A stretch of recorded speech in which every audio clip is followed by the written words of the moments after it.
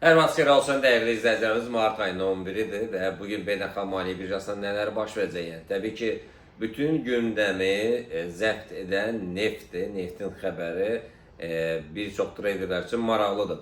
Və neft təbii ki, dünən 120 dollara qalxandan sonra dünən 81 dollara qədər endi və bu təbii ki, böyük bir məsafə idi. Bu nə deməkdir? Yəni bu sadəcə olaraq təbii ki, müharibələr davam edir. Bu fırtınadan qabaq bir aldadıcı bir hərəkət ola bilər. Yəni bir neçə gündən sonra yenidən sürətlə bu dəfə 120-nin üstünə çıxa bilər. Yəni ən azından 130-lara qədər, 135-lərə qədər yəni qalxması gözlənilir.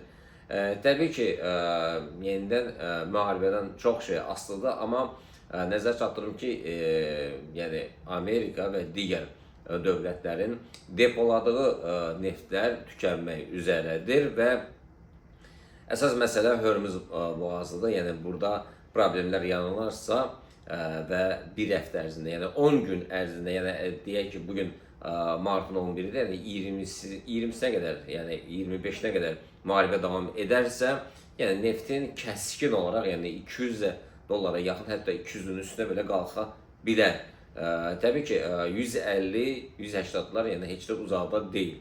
Təbii ki, yenidən müharibələrdən çox şəxslidir. Yəni ümid edirik ki, yəni yaxın bir zamanda müharibə bitəcək. Bugün neftin 93.25'in üstündə formalaşdığı alışlardır. 83.60'ların altında formalaşsa satışlar olacaq. Keçək Qızıla. Qızılda siqnal kanalında dünən paylaşdığımız ona yaxın əməliyyatlar hər biri yüksək gəlirlərin nəticəsində və ən son dünən axşam saatlarında 5200'dən alış əməliyyatlarımız da siqnal kanalında paylaşdı. O da mükəmməl bir nəticə verdi.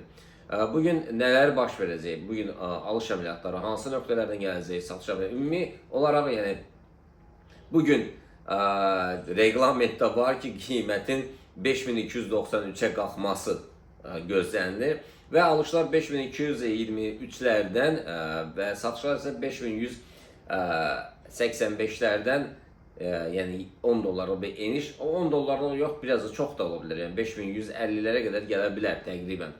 Amma yenə gedişatdan asılıdır. Əsasən də yəni 10 dollarlık bir ortalamaq üçün yəni yaxşı variantdır. Keçək biz Bitcoin'e. Bitcoin'e nələr baş verəcək? Yəni bugün 70-300'lərdən alışlardır, 69-300'lərdən isə satışlar. 69-300'lərdən satışlar gəlsə belə 69 və 68-800'lər dönüş nöqtəsi kimi nəzərə alın. Bu da qeyd edin özünüz üçün. Funtun olaraq rəqabətinə gəldirsə əsas alışlar 1.34-600'lərdən, satışlar isə 1.34-200'lərdən gəlsə belə, amma əsas satışlar isə 1.34'dən olsa daha yaxşıdır.